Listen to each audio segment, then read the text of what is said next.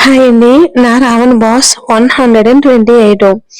అందరూ ఆనందంగా వాళ్ళ వంక చూస్తూ ఉండగానే ఆకాష్తో మాట్లాడుతున్న తేజ వంక చూసి, అంతలోనే ఎదురుగా వస్తున్న సమీర వంక చూసి, దేవుడా, ఎలాగైనా సరే నేను అనుకున్నది అనుకున్నట్లు అయ్యేలా చూడు అని మనసులోనే మొక్కుకుంటూ సమీర ఎదురుగుంటా వెళ్ళినట్లు వెళ్ళి మణికంఠ గారికి సైగ చేశారు. మూడోసారికి ఆవిడ చూపుల సందేహం అందుకుని సమీరాకి ఎదురెళ్లాడు ఆయన. పెళ్లి హడావుడంతా మూసింది. ఆ రోజు రాత్రికే శోభన ముహూర్తం పెట్టగా సాయంత్రానికల్లా ఆడవాళ్ళంతా నైనాని ముస్తాబు చేయడంలో పడిపోతే వినయ్ని ఆట పట్టించసాగారు అతని స్నేహితులు. సమయం 8 గంటలు అవుతూ ఉండగా నైనాకి పాల గ్లాసు అందించింది. గదిలోకి పంపారు అమ్మాయిలు. ఆ మరు క్షణమే ఆకాశ్ నుండి మెసేజ్ రాగా అతను వెతుక్కుంటూ గార్డెన్ లోకి వెళ్ళింది తను. అక్కడ అతను కనబడగానే అతన్ని చేరుకుని ఏంటని అడగ్గా, గదిలోకి వెళ్ళుండు, నేను వస్తా అన్నాడు ఆకాష్. అతని మాటలతో కనుబొమ్మలు ఎగవేసి, నేను రాను, నువ్వే వెళ్ళు అంది ఆమె. దాంతో బ్రక్కుటి ముడివేసి చూసి, ఎందుకు రావు అని గంభీరంగా అడిగిన అతని వంక చూసి, రానంటే రాను, ఇక్కడ పనులున్నాయి ఆకాష్, నువ్వు వెళ్ళి రెస్ట్ తీసుకో, కనీసం 2 గంటలు పడుతుంది నాకు, నా కోసం వెయిట్ చేయకుండా పడుకో అని అతను సమాధానం చెప్పేలోపే అక్కడి నుండి వెళ్ళిపోయింది. ఆమె వైఖరి కాస్త కూడా అర్థం కాక కడుపులో మండిపోతుంటే ఆమె ఎక్కడికి వెళ్లి ఏ పని చేయబోతుందోనని ఆమె వెనకాలే వెళ్ళగా గ్రౌండ్ ఫ్లోర్ లోని హాల్లో మైత్రి అపర్ణ వాళ్ళతో కలిసి కబుర్లు చెప్తుండడం చూసేసరికి అతనికి కోపం నశాలానికి ఎక్కింది. ఆ కోపం పేరు బాధేమో అన్నంతగా ఎర్రబడ్డాయి అతని కళ్ళు. ఆమె వంక మండుతున్న కళ్ళతో చూశాడు.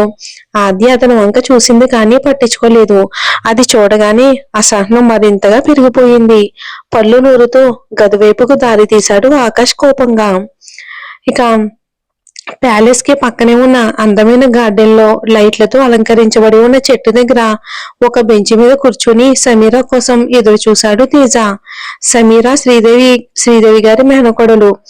5 ఏళ్ల క్రితం ఆమె తల్లి తండ్రులు చనిపోగా శ్రీదేవి గారే పెంచుకున్నారు. ఆమెని తేజకిచ్చి పెళ్లి చేస్తే కొంచెమైనా తేజ దగ్గరవుతాడు అన్న ఆశతో మణికంఠ గారితో తేజకి చెప్పించారు. సాధారణంగా ఆవిడంటే ఉన్న ఇష్టంతోనే సమీరాని కలవటం ఏమాత్రం ఇష్టం లేక ససేమీర కుదరదని చెప్పాడు తేజ.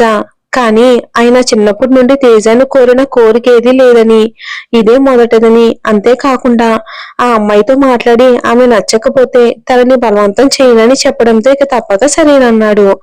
అనడం అయితే అన్నాడు కానీ ఆమె మీద తేజకి ఎటువంటి ఇంట్రెస్ట్ లేదు. దానికి మరో బలమైన కారణం కూడా ఉంది. ఒకేసారి కలిసి కుదరదని తండ్రికి చెప్తే సరిపోతుంది అనుకున్నాడు. ఆమె కోసం ఎదురు చూశాడు. కాసేపటి తర్వాత నీలి రంగు లెహంగాలో ఒక పక్క ఓని వేసిన దాగని నడుముని అతని వంక చూసి సర్దుకుంటూ అక్కడికి వచ్చింది సమీర. ఆ లెహంగాలో అందంగా ఉన్న ఆమె వంక చూసి కొన్ని క్షణాల పాటు అలాగే ఉండిపోయి ఆమె హాయ్ అనగానే తేరుకుని హాయ్ అన్నాడు. ఆమె కూర్చునేందుకు చోటిచ్చి పక్కకి జరుగుతూ అతను జరగగానే అక్కడ కూర్చుని తిన్నారా అని అడిగింది. అది పట్టించుకునే స్థితిలో లేనట్లు ఎవరి కోసమో ఎదురు చూస్తున్నట్లు ఫోన్ వంక ఏం వందోసారో చూశాడు తేజ. అతని చూపులను గమనించి గొంతు సరిచేసుకుంది సమీర. దాంతో తేరుకుని ఫోన్ ని చేతిలోకి మడిచి ఆమె వైపుకు తిరిగి, తిన్నాను, మీరు అని అడిగాడు. ఇందాకే అని చెప్పి ఆమె నిశ్శబ్దంగా ఉండగానే మరోసారి ఫోన్ వంక చూసి తనకు కావాల్సింది ఏదో రాకపోయేసరికి అసహనంగా ఊపిరి వదిలి, మీరు కేవలం మీ అత్త కోసం నన్ను పెళ్లి చేసుకోవాలి అనుకుంటున్నారా అని అడిగాడు కాస్త గంభీరంగా. అతని గాంభీర్యాన్ని కాస్త ఏదోలా అనిపించినా సరే సర్దుకుపోతూ, నాకు మీరు నచ్చారు అందుకే అంది ఆమె. హఠాత్తుగా అంత అందమైన అమ్మాయి నుండి నేరుగా ఆ మాట వినేసరికి కాస్త సిగ్గుగా అనిపించినా అతనికి ఆ మాట కావలసింది ఆమె నుండి కాదని మనసు చెప్తూ ఉంటే మళ్ళీ ఫోన్ వంక చూశాడు. ఐ లవ్ యూ అని అతని పెట్టిన మెసేజ్ ని చూసి ఆమె రిప్లై ఇవ్వకపోయేసరికి ఏదోలా అనిపిస్తూ ఉంటే, సారీ సమీరా, నేను మిమ్మల్ని పెళ్లి చేసుకోలేను. మా డాడీ బలవంతం మీద మీతో మాట్లాడడానికి ఒప్పుకున్నాను అంతే. మీ మనసుని బాధ పెట్టి ఉంటే మన్నించండి అంటూ టక్కున అక్కడి నుండి లేచి వెళ్ళబోయాడు. ఒక్క నిమిషం. ఆమె గొంతు నుండి ఆ మాట వినగానే అక్కడే ఆగి వెనక్కి తిరగకుండానే ఏంటి అని అడిగేసరికి, మీకెందుకు నేను నచ్చలేదు అని అడిగింది. దాంతో ఆమె ముఖం వంక చూశాడు. తడిజేరున ఆమె కళ్ళు కనబడగానే బాధ పెడుతున్నానేమోనని అనిపించగా నెమ్మదిగా ఆమె పక్కన కూర్చుని, సారీ అండి, ఏదో చిరాకులో అంత సూటిగా చెప్పాల్సి వచ్చింది. మిమ్మల్ని బాధ పెట్టాలని కాదు అన్నాడు. ఆమె నిశ్శబ్దంగా ఉంది. దాంతో కాస్త గిల్టీగా అనిపించి, మీరు అందంగా లేరని కాదు, నేను మరో అమ్మాయిని ఇష్టపడుతున్నాను అన్నాడు. మళ్ళీ ఫోన్ వంక చూసి, ఆ మాటతో అతని వంక చూసి, ప్రాబ్లం నాలో లేదన్నమాట అయితే అని అంది అమ్మే. చచ్చా, మీలో ఏ సమస్య లేదండి అని అతను అనగానే, మీ గర్ల్ ఫ్రెండ్ ని నాకు ఒకసారి చూపిస్తారా, నాకంటే అందంగా ఉంటుందో లేదో చూస్తాను అని ఆమె అనగానే ఏదోలా అనిపించినా ఇందాక ఆమెను బాధ పెట్టి ఉండడం వలన కోప్పడలేకపోయాడు. తనకి ఎవరితోనూ పోలిక లేదు, సీజ్ ఓన్లీ వన్ అని అనేసి ఇంకా అలాగే చూస్తున్న ఆమె వంక చూసి, నేను కూడా తనని ఇంకా చూడలేదు, ఇన్స్టాలో పరిచయం అయ్యింది. అప్పటికి లవ్ బ్రేకప్ తో బాధపడుతున్నా నేను తనకంత దగ్గర కాలేకపోయాను. చాలా రోజులు ముక్తసరి సందేశాల ద్వారా నా కథ అంతా తనకు చెప్పాను. మోసం చేసిన అమ్మాయి గురించి ఆలోచిస్తూ జీవితాన్ని నాశనం చేసుకుంటున్నానని, నిజమైన ప్రేమని చూడలేకపోతున్నానని నాకు అర్థమయ్యేలా చేసింది అన్నాడు ఆమె గురించి ఆలోచిస్తూ. దాంతో వ్యక్తి అతను వంక చూసి, ఓ, ఆన్లైన్ స్నేహమా, ఎన్ని రోజులవుతుంది అని అడగ్గా ఆమె వంక కాస్త సీరియస్ గా చూసి, తనతో ప్రతిరోజు మాట్లాడతా నేను అడిగితేనే వాట్సాప్ నెంబర్ ఇచ్చింది తను. 2 ఏళ్ళు అవుతుంది మా మధ్య బంధం మొదలయ్యి. మీ మాటల్లో వెటకారం నాకు అర్థమవుతుంది, తను అలాంటి అమ్మాయి కాదు అన్నాడు కాస్త గంభీరంగా.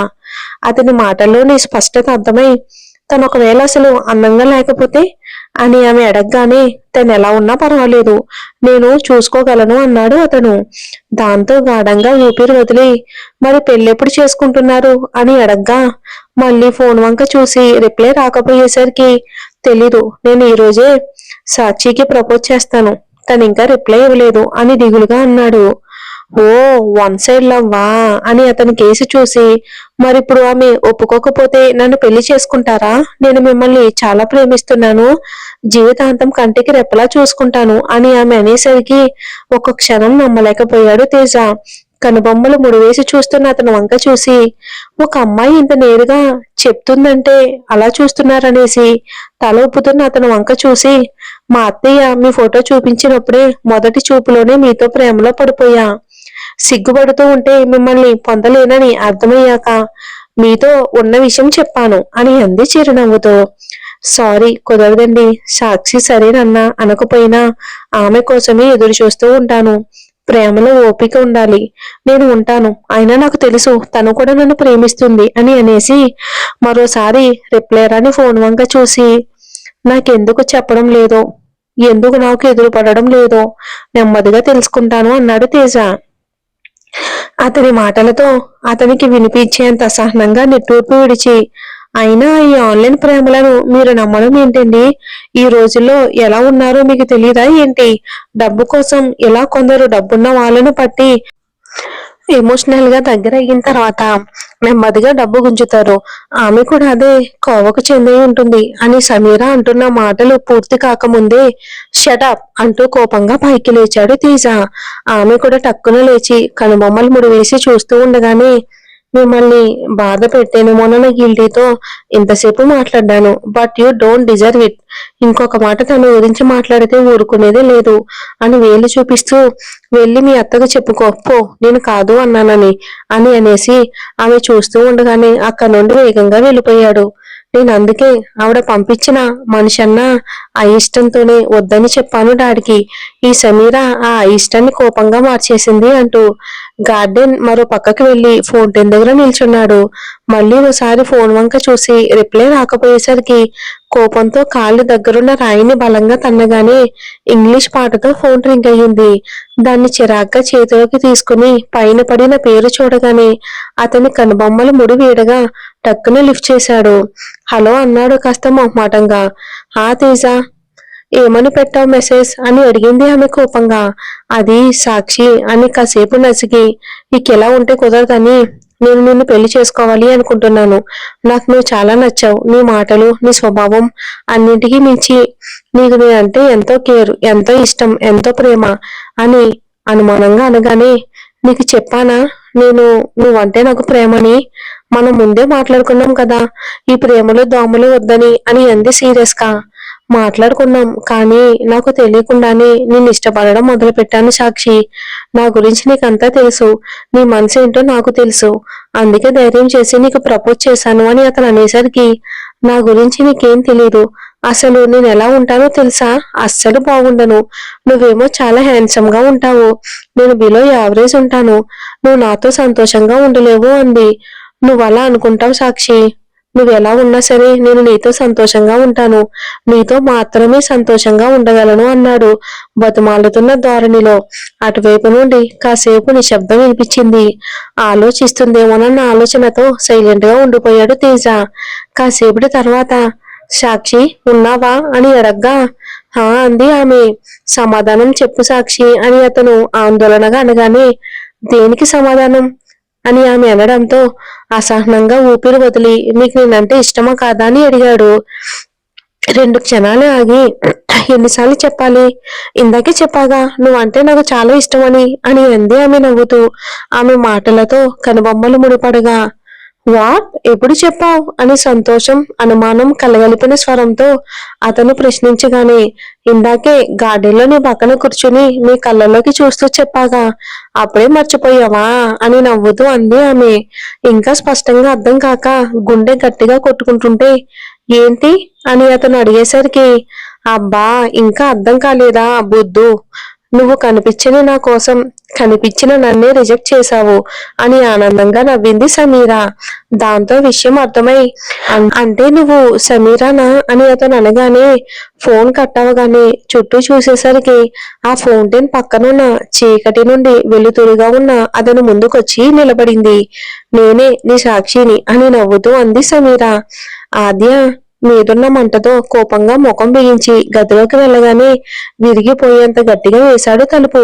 ఆ శబ్దం కింద మాట్లాడుకుంటూ ఆద్య వాళ్ళకి వినబడి అప్రయత్నంగానే అందరూ తల పైకెత్తి చూసి ఆద్య వంక చూశారు.